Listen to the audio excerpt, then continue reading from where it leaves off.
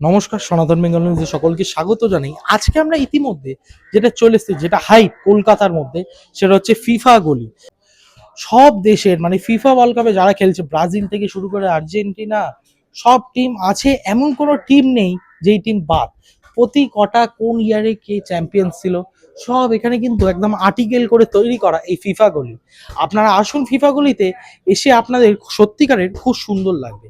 এবং যেটা এখানকার লোকাল লোকদের এবং ক্লাবের সূত্রে জানা যাচ্ছে, এটা কিন্তু 2014 সাল দিয়ে এটা কিন্তু কন্টিনিউ চলে আসছে। মানে এখানকার যে ফিফা ওয়ার্ল্ড কাপের যে উৎসাহ, সেটা প্রতি কটা বাচ্চাদের ছোট থেকে বড়দের মধ্যে এই গলিতে দেখা যায়। তো এই জায়গাটা খুবই সুন্দরভাবে সাজানো, পুরো ফিফা ওয়ার্ল্ড কাপটাকে একদম সুন্দর করে গেট আপ করা।